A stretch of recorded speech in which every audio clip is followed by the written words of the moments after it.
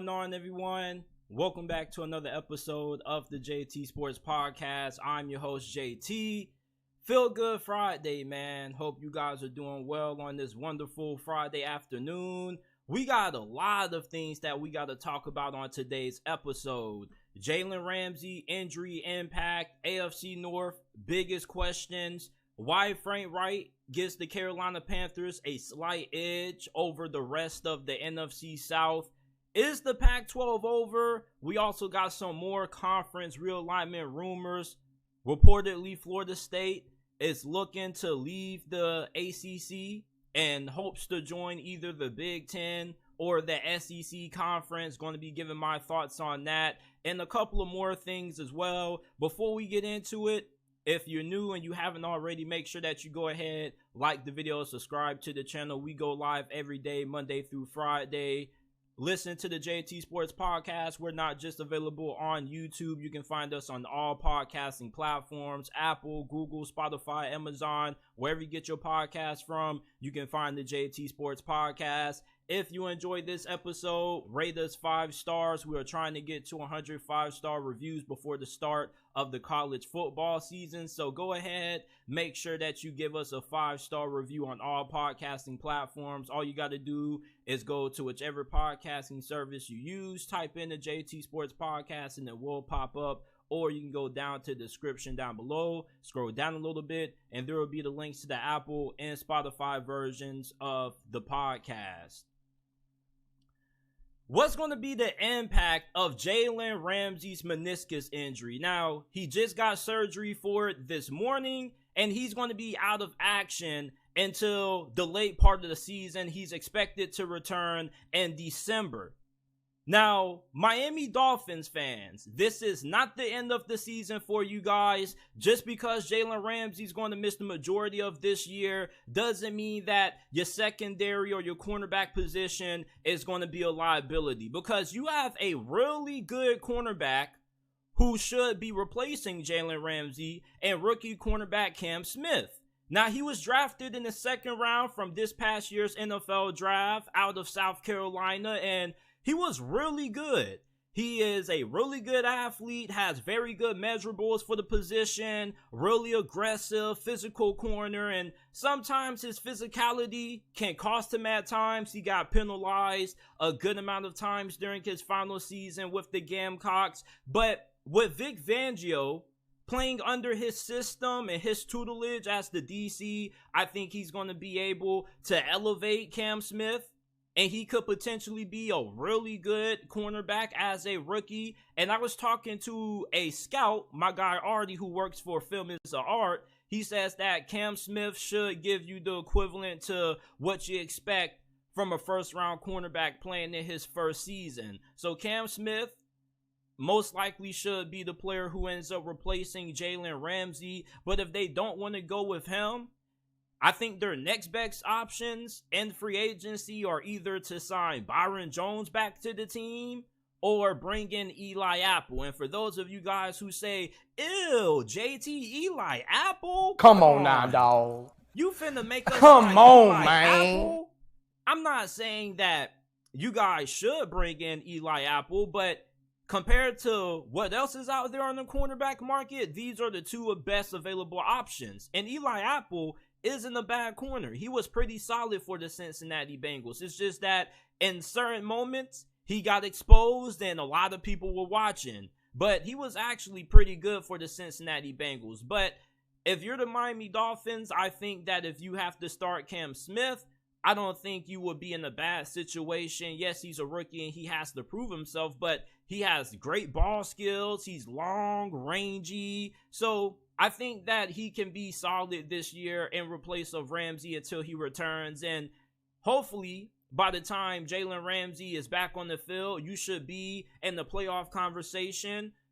Maybe by this point, when Ramsey comes back, you already have a playoff spot secured. So maybe you don't have to rush him back into injury. But the Miami Dolphins are expected to be legitimate contenders in the AFC this year. So regardless of when he comes back, most people expect them to be in the thick of the playoff conversation. Now, with him coming back late season, you're going to have him ready for when you plan on making that late playoff push. So Jalen Ramsey, he's going to miss a significant amount of time for the Miami Dolphins this year. I think that his impact is going to be pretty significant, but Cam Smith should provide you with serviceable cornerback play. Biggest questions for all four teams in the AFC North going into this year. We got to start off with the Cincinnati Bengals. How is Joe Burrow going to look after that calf strain? Because I just got done watching the video for the millionth time before recording, and it was really ugly to watch. Is it going to hinder his play? Is his mobility going to be a little bit stunted? How is Joe Burrow going to look coming off that calf strain? Second question that I have for the Cincinnati Bengals this year is going to be, how good is the right tackle play going to be? Right tackle was not a good position for you on the offensive line last year. You spent a lot of money to get La'el Collins in free agency, and he did not deliver. And also, he got injured right before the playoffs. Now, Jonah Williams is going to end up starting at right tackle for Cincinnati this year, but he could potentially lose that job if La'el Collins gets back and ends up finding a way to crack back into the starting lineup because Jonah Williams has poor play. You got to remember, this was somebody who was a former first-round pick coming out of Alabama. He has been one of the worst left tackles in the NFL. He gave up 7 sacks last year, so they're trying to try him out at right tackle. They tried to move him. Nobody wanted him. And La'el Collins, he currently is on PUP to start training camp. So right now, it looks like Jonah Williams is the favorite to win that right tackle job. But if he struggles throughout the season, we most likely will see La'el Collins replacing him. Now, Cody Ford, they signed him. He's a swing tackle, but he hasn't really been that good. He can also play a little bit of guard as well, but he pretty much has been just good depth at this point, and it remains to be seen if he's even going to be able to make the roster. Biggest questions for the Baltimore Ravens. We got to ask ourselves, you have a new offensive coordinator. Todd Monken's replacing Greg Roman. Is this passing attack going to mesh right away, or is it going to take a little bit of time for OBJ, Zay Flowers to get on the same page with Lamar Jackson?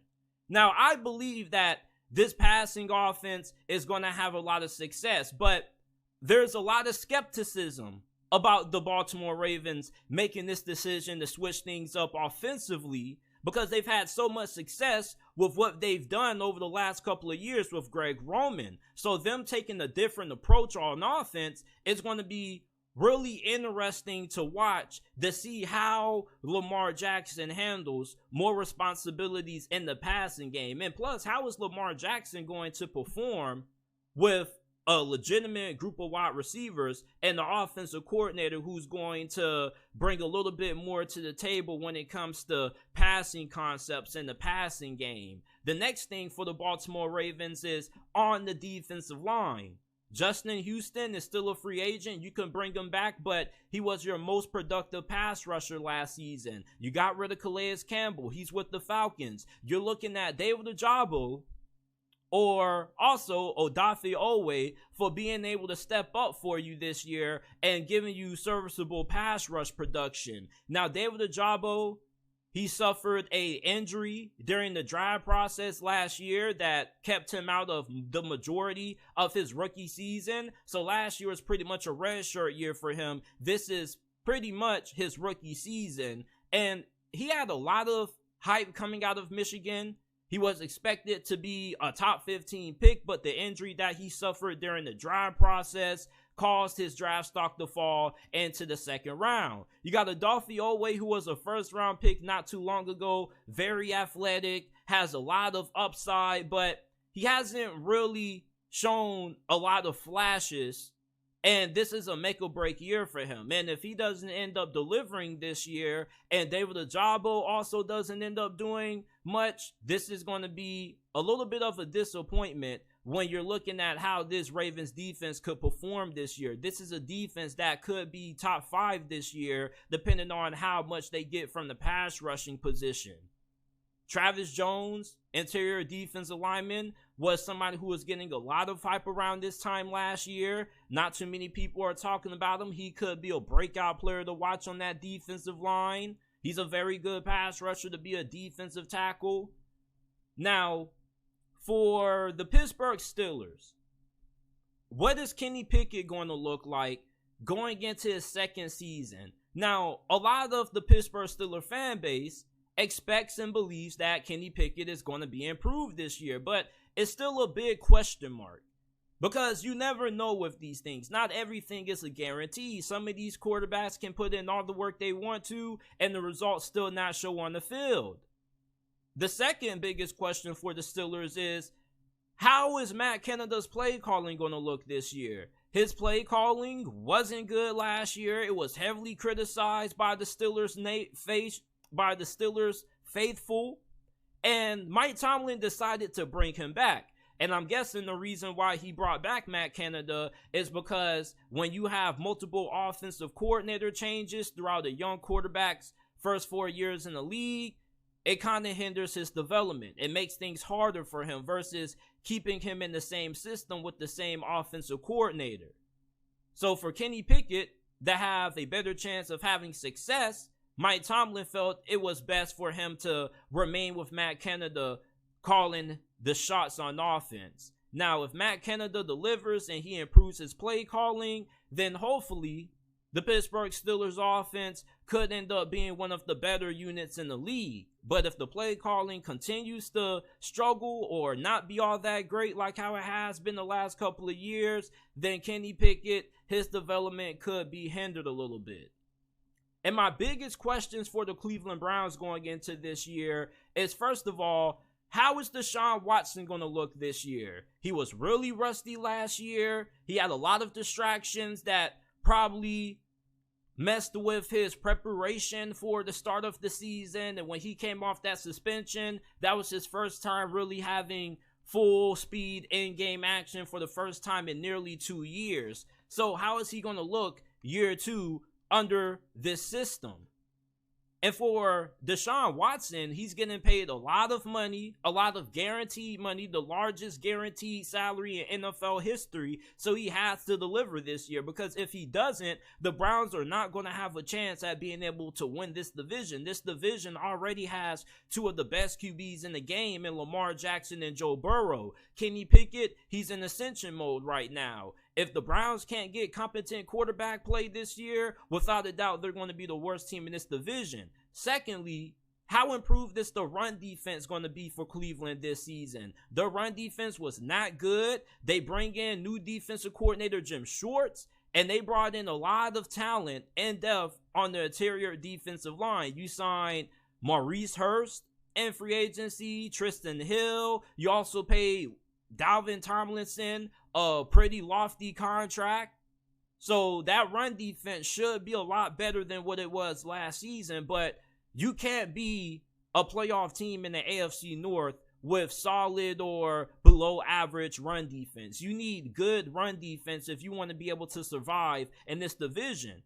The Ravens, Steelers, Bengals all have really good running back play, and they are all capable of being able to gash you in the run game. So if the Browns struggle against the run, they probably won't have much success in the AFC North this year. So these are my biggest questions for all 4 teams in the AFC North going into the upcoming NFL season. Let me know some of the biggest questions that you have for the teams in the AFC North down in the comment section down below. Before we move on, I got to put my phone on silent real quick. And if you haven't already, make sure that you leave a like, subscribe to the channel. We go live every day, Monday through Friday at 5 p.m. Eastern. Remember that you can listen to the audio version of the podcast available on all podcasting platforms: Apple, Google, Spotify, Amazon. Wherever you get your podcast from, you can find the JT Sports Podcast. Follow us on Instagram and X. Our Instagram is at JTSports_. Our Twitter handle, X, is at JTSports__. So make sure to go ahead, give us a follow on there.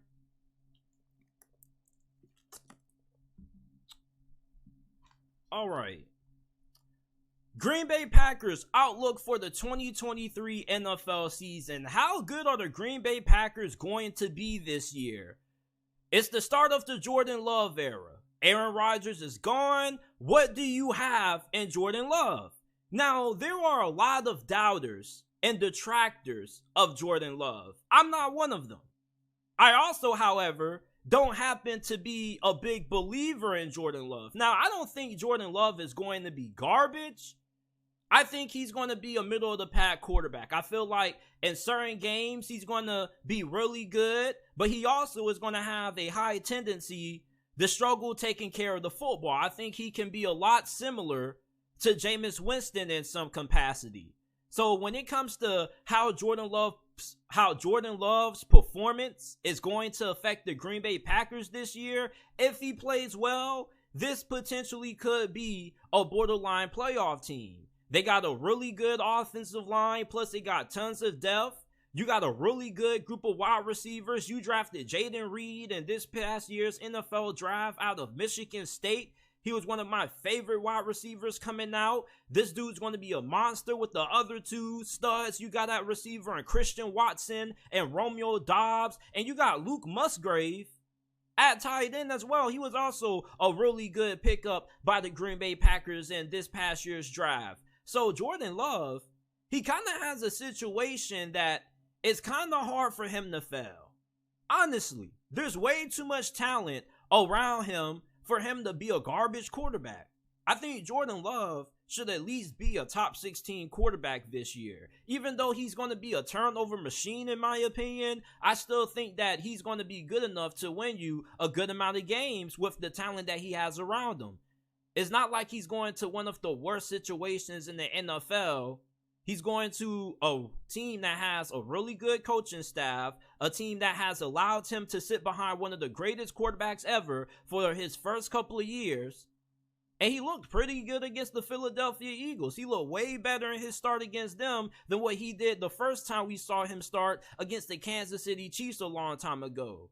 So I've seen massive improvement from Jordan Love, but I still think that he's going to be really, really turnover prone. And this defense, you got concerns with Joe Barry if you are a Packers fan. Now, this defense has tons of talent. You look at their defensive line, it's really good. Their linebacker unit, I'm a really big believer in who's number 7? Quay Walker, I believe that's his name. I really like his game. I was a big fan of him coming out of Georgia. In the secondary, you have Jair Alexander, Russell Douglas as your two cornerbacks. Jair Alexander is coming off a really good season. So there's a lot of talent there for Joe Barry to have success. And then you're going to have 100% of Rashawn Gary this year. Rashawn Gary was having an outstanding season last year until he suffered that season-ending injury that sidelined him. Rashawn Gary, I think, is kind of a little bit of a sleeper pick for Defensive Player of the Year this year. I don't think enough people know how good Rashawn Gary truly is. And with the talent that they have on the defensive line, I think that Green Bay's front seven could be really nasty this year. And if this front seven ends up improving against the run, this is going to be one of the better defenses in the NFC this year. Now, Jordan Love and Joe Barry are two of the most important factors to the Green Bay Packers being able to have a successful season. Now, I think the best case scenario for the Packers this year would be 10 to 11 wins. Let's say Jordan Love plays okay or he plays better than expected. The Packers probably could win this division. The Detroit Lions do have a really good team. The Minnesota Vikings are a little The Green Bay Packers, I think this roster is being a little bit overlooked. This is a really good team. They don't really have a lot of question marks. Now, they have some positions that they could be better at, but they don't really have anything that you look at and say, oh yeah, that's a big area of concern other than Jordan Love. And once again, as I stated earlier, the situation that Jordan Love has is probably the best situation that a guy like him can be in. This transition should not be all that difficult. Of course, nobody's going to expect Jordan Love to play like Aaron Rodgers, and I think that Packers fans have pretty tempered expectations when it comes to what they're expecting out of Jordan Love from a performance standpoint this year. There aren't Packers fans who are standing on top of rooftops and yelling, Jordan Love is going to be the next coming of Aaron Rodgers. Jordan Love is going to be an MVP candidate. Like how they were doing with Trey Lance around this time last offseason. Jordan Love, the expectations are pretty moderate for him. Based on how Aaron Rodgers played last season, the bar isn't set too high. This is a guy who has a really good arm. He's going to take a lot of shots downfield, something that Aaron Rodgers didn't do a bunch of in the Packers offense last season. So I think that Jordan Love, he's going to be pretty solid. And I think he has the potential to be a really good quarterback depending on how well he takes care of the football. But I kind of have a strong suspicion that he's going to be really turnover prone like Jameis Winston. And when you look at this division, I don't think this division is the toughest. But I don't think it's the easiest neither. If this run defense doesn't improve, you're going to get ran all over by the Chicago Bears. You're going to get ran all over by the Detroit Lions, who have two really good backs in Jahmyr Gibbs and David Montgomery and a really good offensive line. So the Packers, they really do need this run defense to step up and be really good. And for their head coach, Coach LaFleur, you know, this is kind of a prove-it year for him because his last couple of seasons, he's had Aaron Rodgers as his quarterback. And anytime you have a great quarterback as a head coach, it makes things a lot easier for you because there's so much that you have to do when you're trying to develop a young quarterback. You got to make sure he's comfortable in the offense. You got to make sure that he's developing good rapport and chemistry with his wide receivers. And when you look at Matt LaFleur, the fact that he's had the luxury of coaching one of the greatest quarterbacks to ever play this game, we really don't know just how good of a coach he is. Now, we know he's a solid coach, but even with a solid coach, a great quarterback can win a lot of games with you and have a good amount of success, i.e. Deshaun Watson with Bill O'Brien and Aaron Rodgers with the previous head coach and Mike McCarthy. So if Jordan Love ends up panning out, it's going to be a really good look for Matt LaFleur. But if he doesn't end up panning out and he ends up struggling, it's going to look like a really bad decision when the Packers ended up trading back into the first round to draft Jordan Love. I think we kind of forget that. We forget that instead of trading back into the first round for a good wide receiver, they opt to draft Aaron Rodgers' replacement. And there's no excuses for Jordan Love not to work out. He has a great situation. This is a really good team. They got solid playmakers around them, a good offensive line. You're going to have a good run game. So there's no reason why Jordan Love should struggle. Now, for this defense, with Joe Barry calling the plays, I really don't know. Honestly, I don't really have a lot of confidence in him. And a lot of the Packers faithful, they don't really believe in him all that much neither. But you're kind of hoping that the talent kind of just takes over. Kenny Clark, Devontae Wyatt are really good. Preston Smith is still very productive. Lucas Van Ness, rookie out of Iowa. This is a guy who kind of fits the mold for a Green Bay Packer. And the Packers do a pretty good job at drafting interior and defensive linemen. So I think that the Green Bay Packers overall going into this season, they're going to be a team that is going to be a lot like what they were last year in the middle of the pack. I don't think they're going to be awful. I think worst case scenario, 6 wins. Best case, they can get the 6. But I think they probably will be around the 7, maybe 8-win team this year. Jordan Love, I don't think he's going to be bad. I think he's going to have some great moments, but I think he's going to be heavy with the turnovers. I don't think he's going to have great ball security. That's something that kind of concerns me. Even when I was watching him in the preseason, the ball security wasn't the greatest. So let me know, what are your thoughts on the Green Bay Packers going into the 2023 NFL season down in the comment section down below. The NFC South is one of the worst divisions in the NFL this year. And I think that Frank Reich gives the Carolina Panthers a slight edge to win this division. Now, everybody's looking at the New Orleans Saints and the Atlanta Falcons for the two teams who have the best chances of capturing this division title. But what a lot of people seem to overlook is the impact of coaching. And I know if you're a Saints fan, you don't want to talk about who your head coach is because he isn't a good one. He hasn't proven that he's able to lead a playoff caliber football team to even a winning record.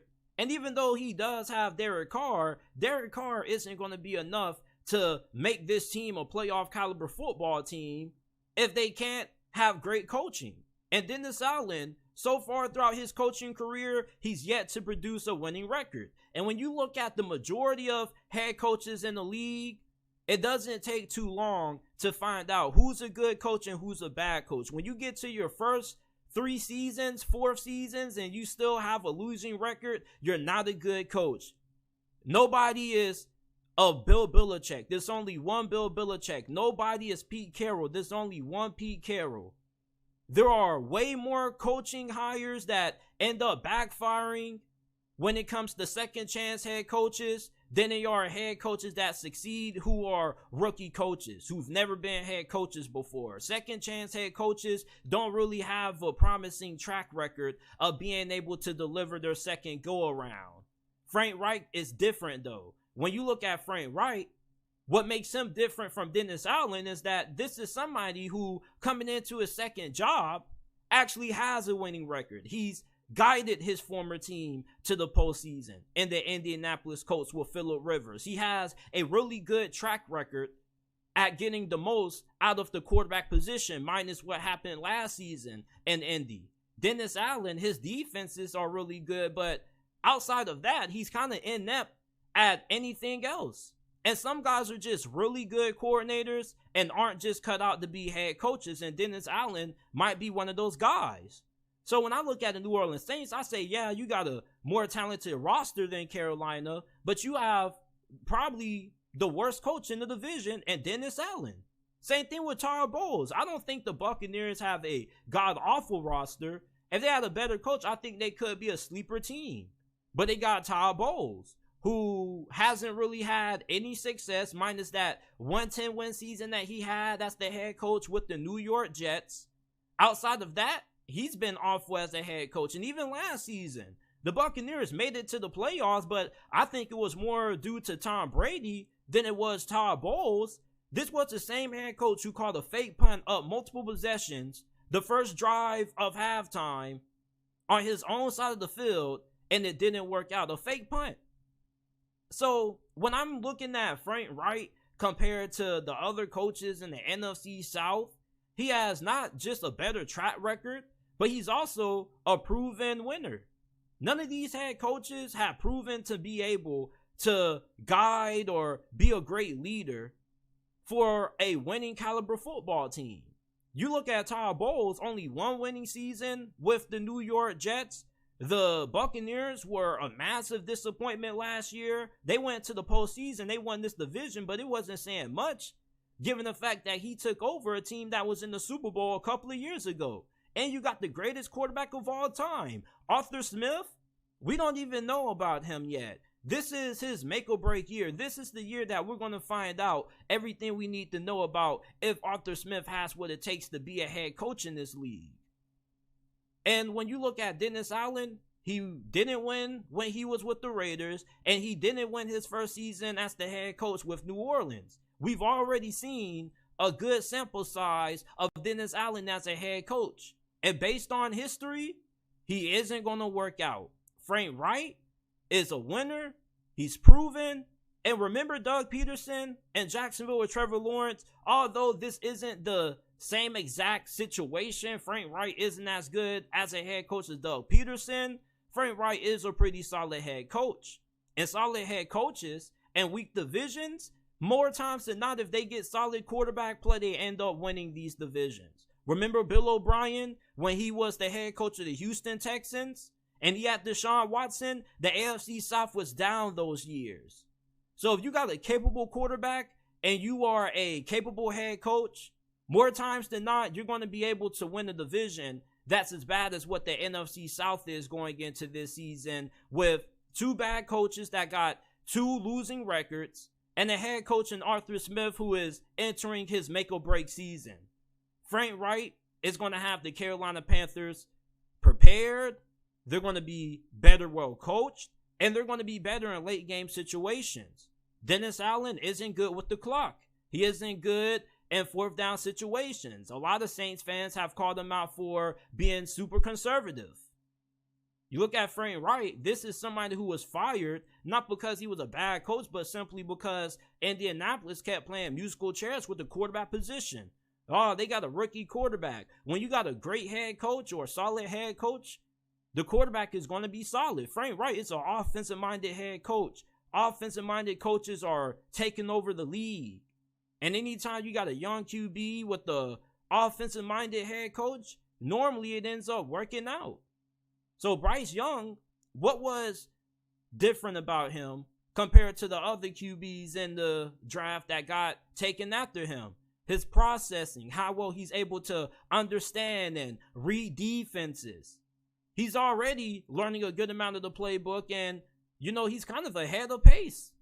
He's already won the starting job over Andy Dalton right after minicamp. He was announced the starter the first day of training camp by Frank Reich. So Bryce Young, this is somebody who was insanely talented coming out of Alabama, former Heisman winner. He's going to a situation that has a good head coach that knows offense, that's going to put him in situations to succeed. He has a solid team around him. I trust the Panthers and Frank Reich more than I trust any other team in this division. I'm not going to put my faith in the team that has a head coach with a losing record. A lot of people have to stop overlooking the impact of a head coach. These head coaches just don't win games because they got great teams. You remember all those years the Dallas Cowboys were going 8-8 with the master clapper, Jason Garrett? The reason why was because Jason Garrett was just a bad head coach. Bad head coaches underachieve. Great head coaches win championships. It's simple.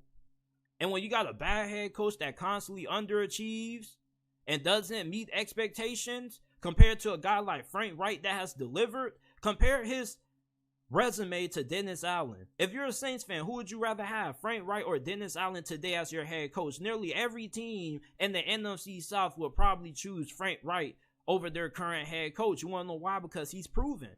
And when you got the best head coach in the division, it always gives you an opportunity to have a shot at winning the title when you're in these kinds of weak divisions. Now, if the Panthers were in the AFC West or the AFC East, it would be a different story, because then coaching wouldn't be enough to get you over the top, because you're going against other teams that have great coaching plus better rosters than you. But you're going against the NFC South, where your roster is pretty average, and the majority of these other teams, minus the Saints, have average to maybe slightly above average rosters. The only reason I don't include the Saints is because their roster actually is really good, and if they had a head coach that was better than Dennis Allen, I would have them as a lock to win this division. If they had Sean Payton as their head coach, I would have them as a dark horse Super Bowl contender.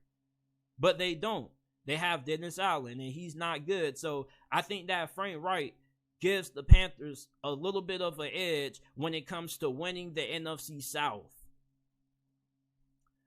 What's next for the Pac-12 after losing Colorado to the Big 12? Now, they issued a statement last night, and they pretty much said that, they're not going anywhere. They're going to look at all possible options. Oregon State just came out recently and said that they still believe in the Pac-12. They're not going anywhere. But it's like, what's next for Oregon and Washington, though?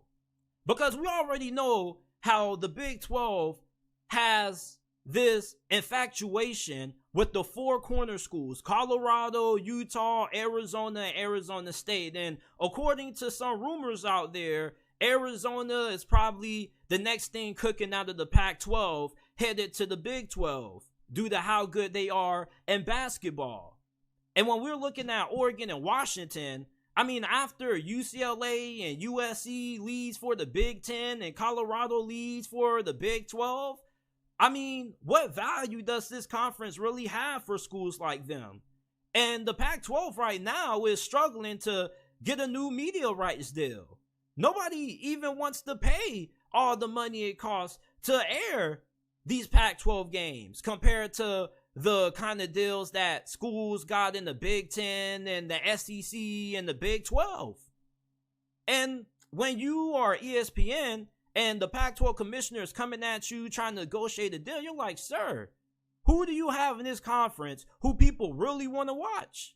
Let's be honest. Outside of Oregon and Washington, there's nobody else who you want to watch in the Pac-12. Colorado with Deion Sanders is the Big 12 now. So you don't have that anymore. So what's the appeal? And if you take Oregon and Washington out the equation, this conference is nothing, absolutely nothing.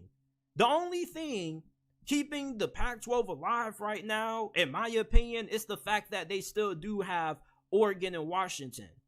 But I think they could be leaving for the Big Ten. I don't get why the Big Ten wouldn't give them membership, and it strengthens their conference. Yeah, you'll have to make it work with the time zones and whatnot. You'll be adding some more Pac-12 schools, but why not? If the Big 12 is going to continue to expand and they get all 4 of those corner schools like they want, you're going to have to expand. And the SEC, they might start expanding again.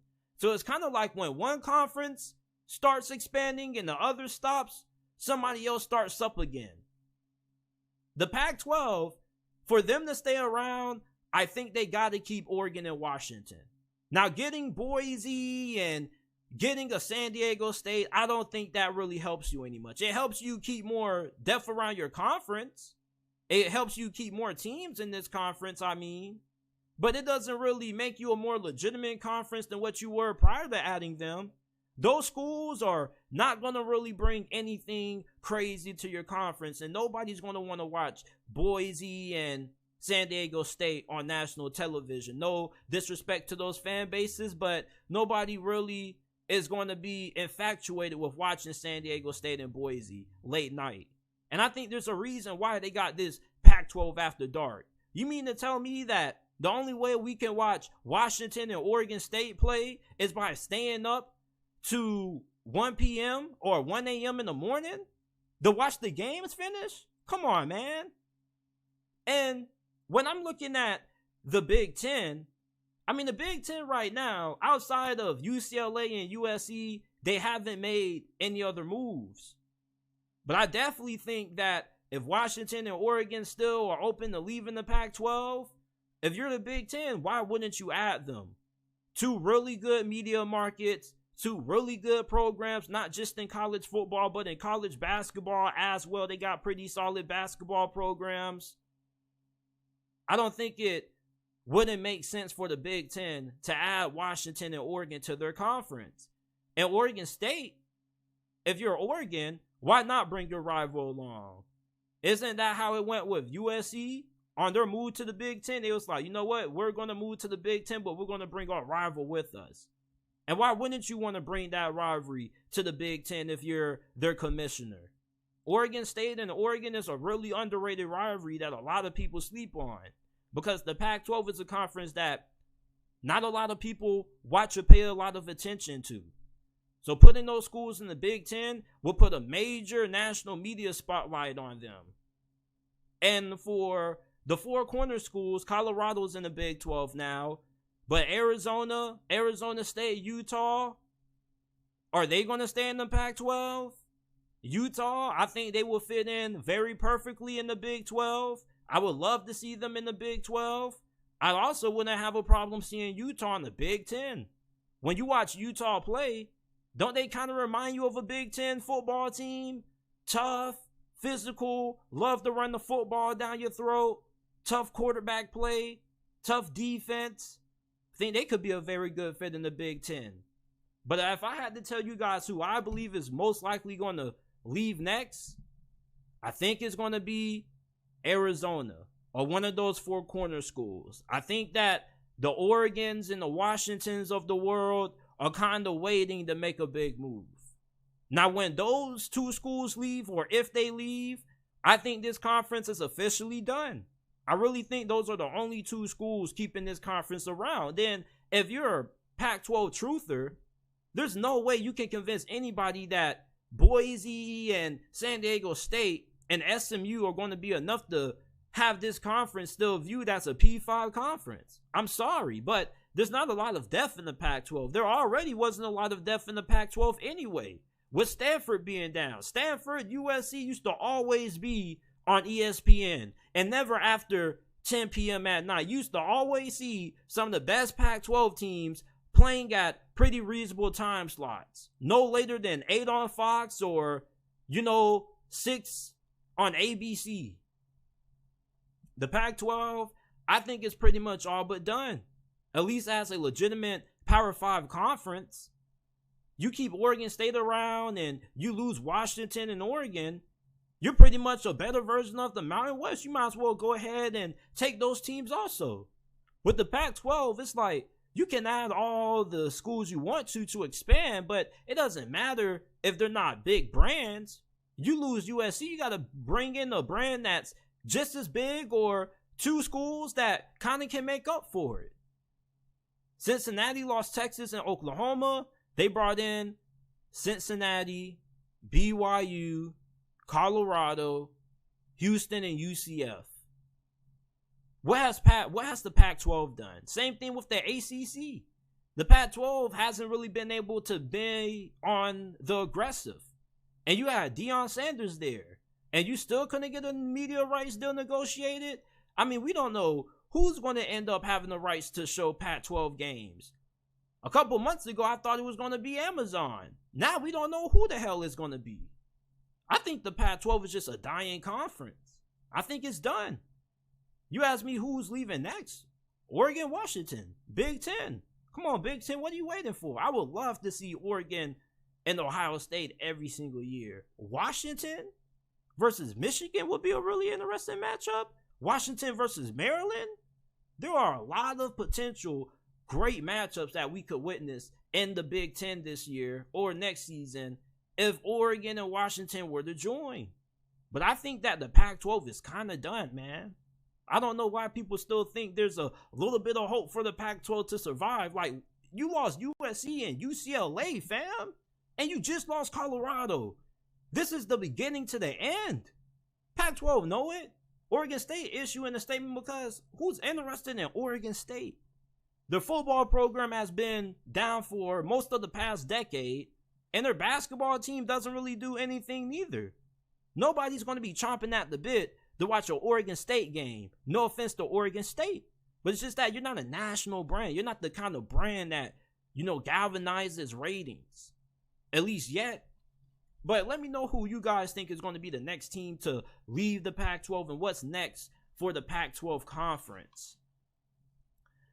There's a rumor floating around that Florida State is looking to leave the ACC and could potentially be eyeballing a move to the SEC or the Big Ten. Now, if this happens, this would be devastating to the ACC.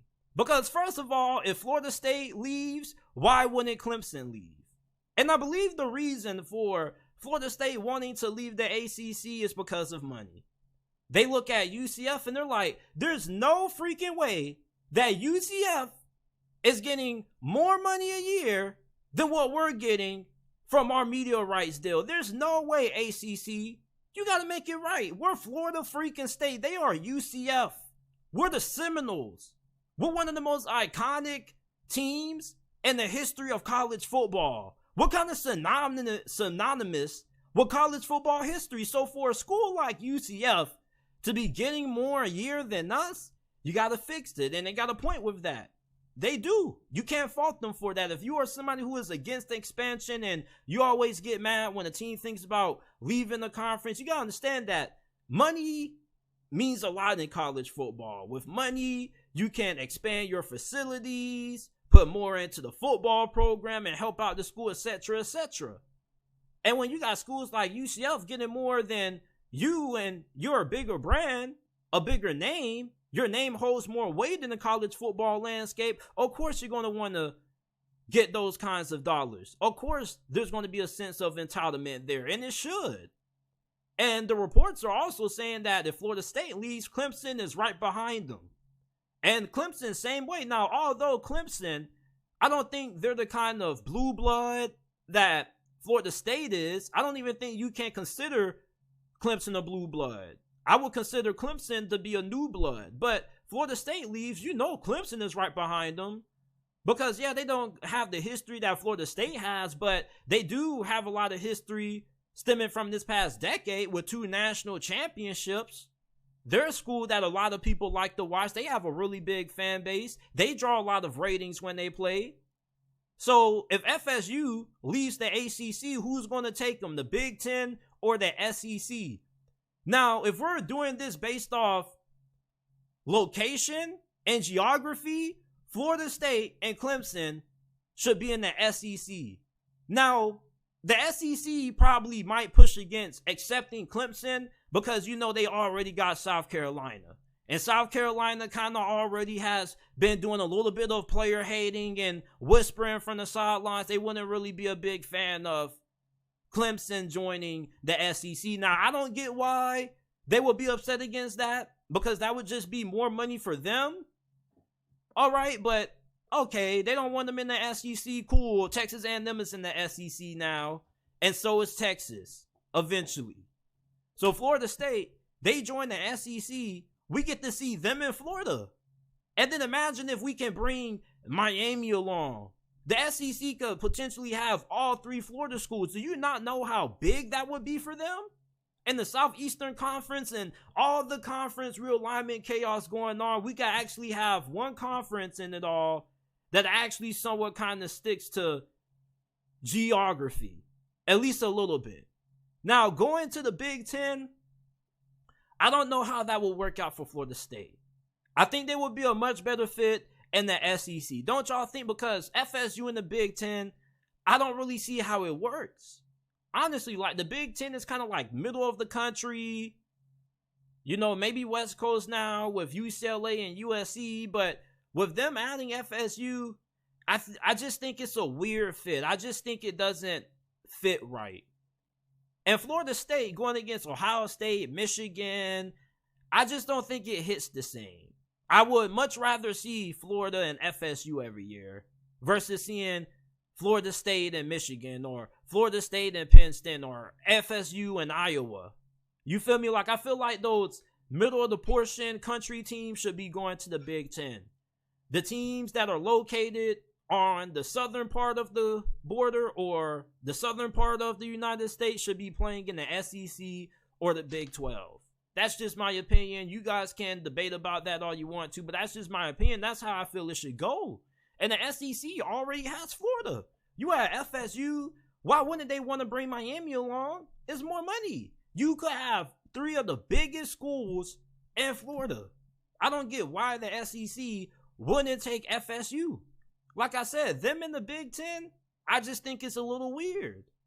Honestly, I don't really think there's any Big Ten games I'll watch and be like, oh, like FSU and Michigan? Like, hell yeah, I gotta watch it. Like, I mean, they would be 2 of the best schools in the Big Ten, but they wouldn't really gauge my interest. I like Ohio State and Michigan, not just because of the rivalry and the history that it has, but because of the playing styles of the 2 schools. They're just completely polar opposites.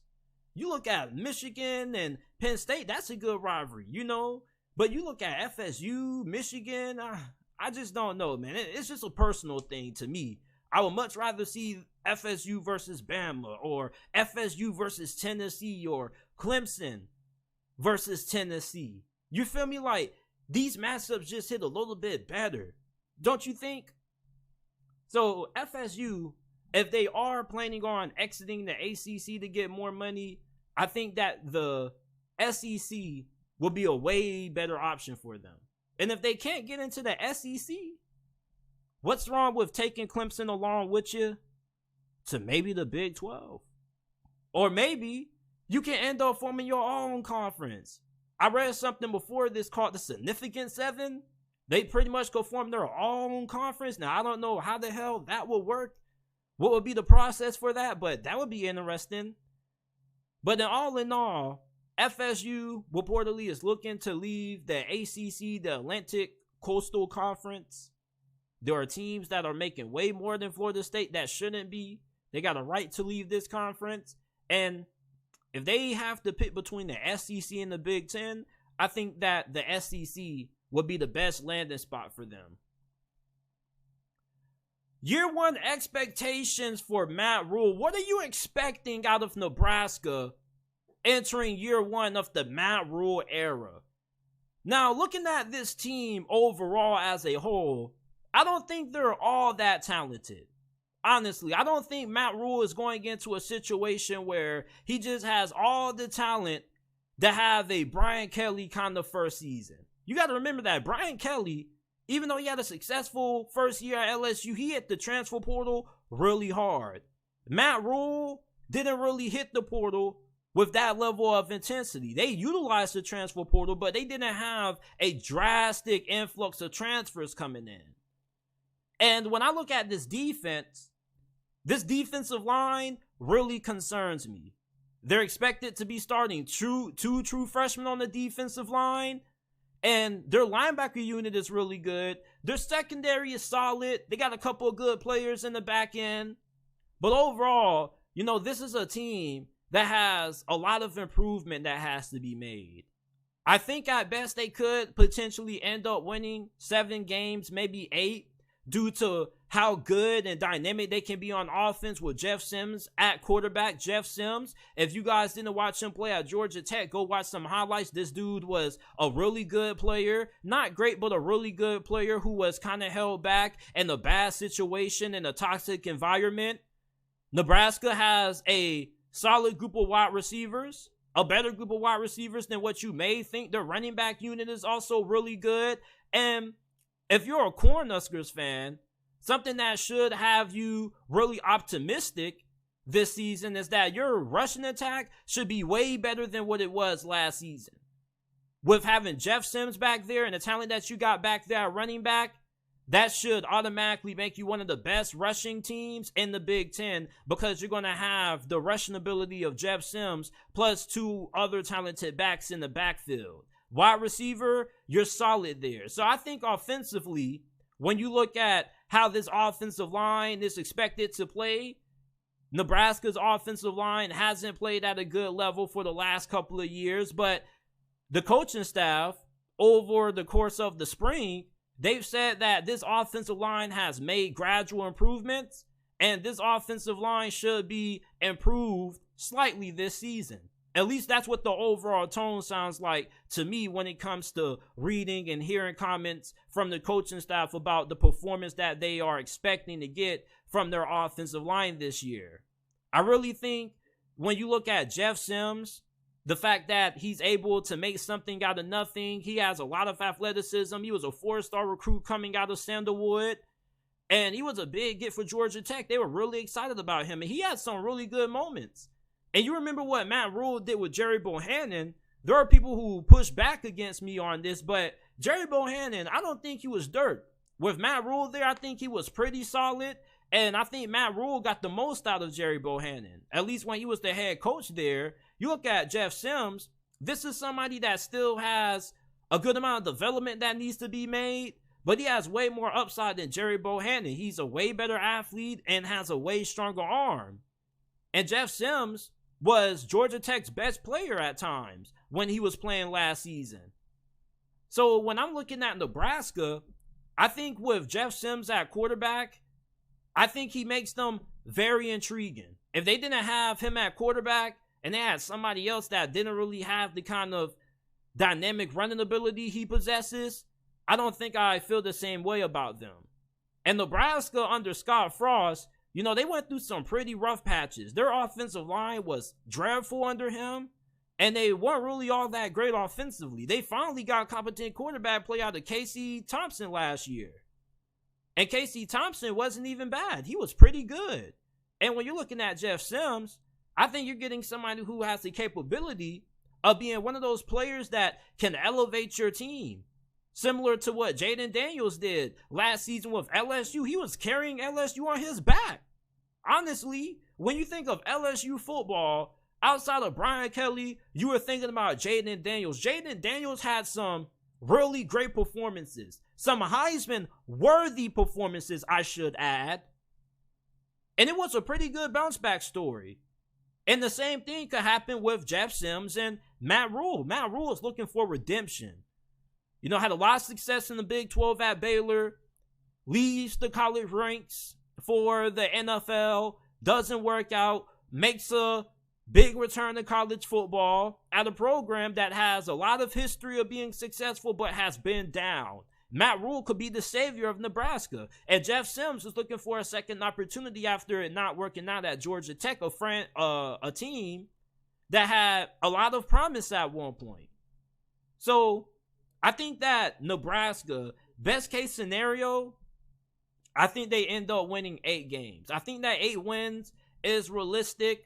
You know, early in the season, you're going to be playing Colorado. I think that's going to be a really intriguing matchup because you got 2 programs that they don't really know where they're at from, you know, how good they truly are in terms of being able to compete in their conference. You know, you got teams that are hopeful that they can compete, but realistically, at best, they're going to be middle of the pack teams. And for schools like Colorado, Nebraska, both having new coaching staffs, having concerns at a good amount of positions, this is going to be a good test for Nebraska to see where they stand.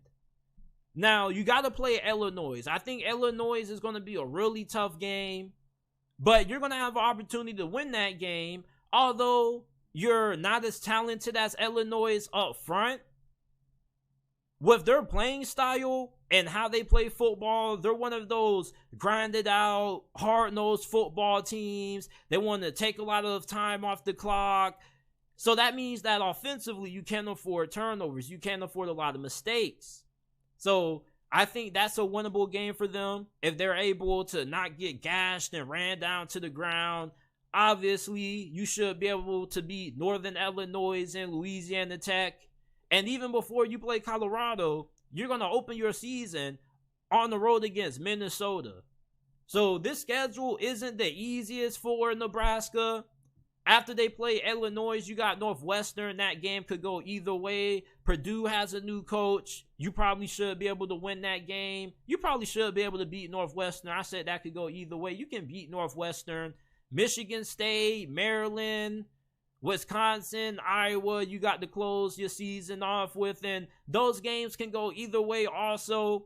It's like when you look at Nebraska's schedule, I don't really think there's any team that I look at this year and say, oh, they got no chance at being able to beat them outside of maybe Minnesota, Michigan, and Maryland. That's about it. I think that every game on Nebraska's schedule is winnable. Now, they probably aren't favorites to win most of these games. They probably won't be favorites going into most of these games. But they do have the capability of being one of those teams that kind of surprises people. They're a good, feel-good story. They get to a bowl game. I at least think that this team is capable of being able to make it to a bowl game with how good Jeff Sims is. And this is a really good wide receiver room. Not great, good wide receiver room. I think this offensive line will improve a little bit. It's not going to be overwhelmingly great, but it's going to be better considering what you've gotten from that position over the last couple of years. So my first year expectations for Matt Rhule is that I expect him to make Nebraska a respectable program again in his first season. They're going to be a team that you're no longer going to look on your schedule if you're one of their opponents and say, oh, we play Nebraska, easy win.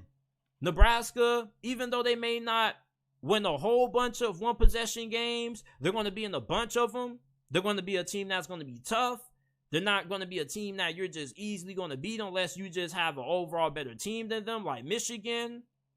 So I think year one, Matt Rhule can end up winning 6 games at Nebraska. I'm a really big fan of Jeff Sims. I am a little biased when it comes to him because he's from Duval. You guys already know we got to support our Duval brethren.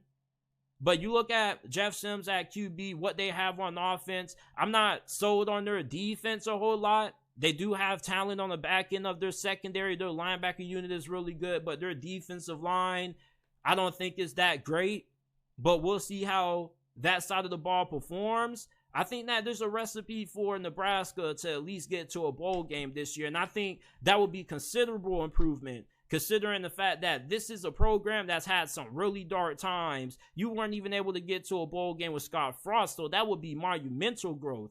If you're a Nebraska fan, you'll take that in a heartbeat.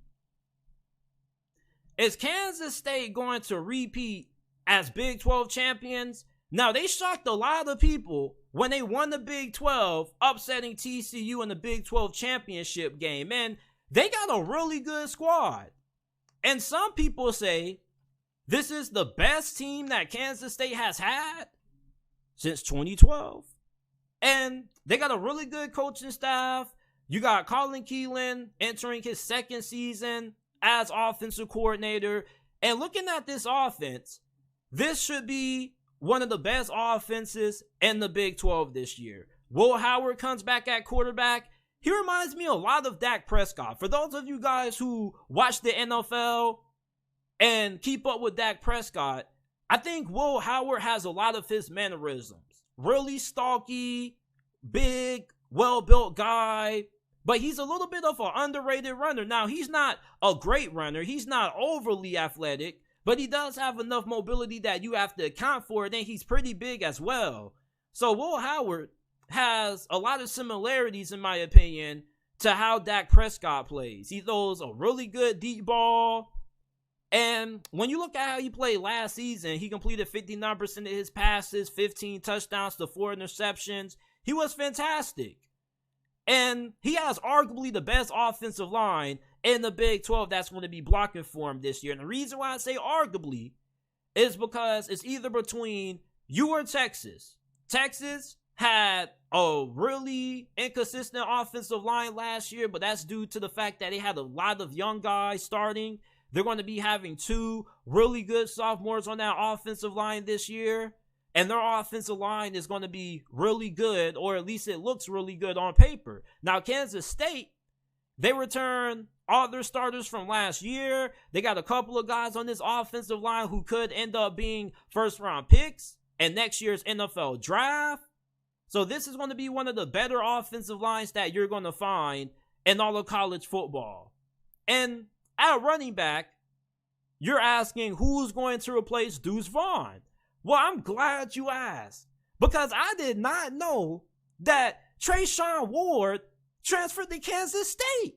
I was surprised as hell when I saw Treshaun Ward pop up on Kansas State's roster. I was like, bro, when the hell did he leave FSU?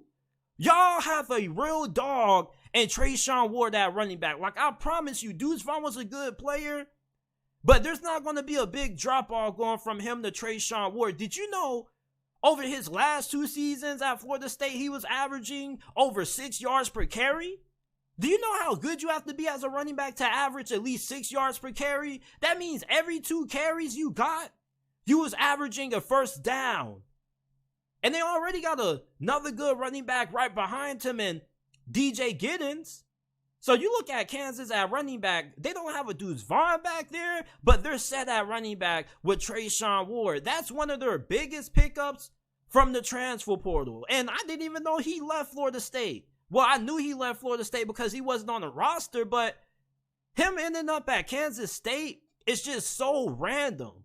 And that's the crazy thing about the transfer portal. It's like, you never know where the hell certain players are going to end up at. And he's a Florida boy. And one thing you Kansas State fans need to know about Florida boys is that we some dogs. We get it done. You can depend on us. We come through when it matters. So Treshaun Ward, this is a really explosive running back. He's really good after contact. Really explosive, has good acceleration. You got a really good pickup in Treshaun Ward. That's one of the better pickups amongst all the other schools in the Big 12 who are active in the portal this cycle, man. I did not know Treshaun Ward freaking transferred from FSU to Kansas State. That is crazy. Wow. And when you look at tight end, they got one of the best tight ends in the country, and Ben Sinnott, or Ben Sinnott. I forgot how they pronounce his name. Forgive me. But this is a really good offense. A really good offense. Now, defensively, I got some concerns. Your D-line is going to be pretty good. You got a good amount of experience coming back and talent coming back, even though you lose your leading pass rusher from last year, but your second sack producer returns. Who's going to step up behind him? Your cornerback position is a big question marks. You lose two of your best cornerbacks to the NFL. You're going to have two starters replacing them. Now you got Kobe Savage on the back end of the secondary though. And he was a second team Big 12 selection. This dude is a dog. He's one of those guys that's a him. And you definitely don't want to be running around in the middle of the field with him lurking, because you might end up regretting it. Really good player, really good safety. So their safety position should be set. They got a North Dakota State transfer that was pretty good as well. So their secondary, you got concerns at cornerback, but you like what you have at safety, and you think that your defensive line is going to be able to repeat the production that you somewhat had last year. Now, when it comes to the pass rush, that has to improve, because even with what you had last year, your pass rush still overall could have been a little bit better. Now, when you look at Kansas State and how they stack up amongst the other teams in the Big 12, I think that they probably are the third best team in this conference walking in. If I had to rank all of my top 3 Big 12 teams, I would go Texas first, Kansas second, and Kansas State third. And you play Kansas this year. You can very well beat Kansas. I think it's going to be a really entertaining game. When you look at how much Kansas returns on offense and defense, they return 91% of their offensive production from last year. And when you look at Texas, they have one of the best rosters in all of college football. So they most definitely are capable of being able to win the Big 12. But Kansas State should be up there again. You have consistency from your head coach. TCU, yeah, I like Sonny Dykes, but we don't know how they're going to look with everything that they lost from last year's team.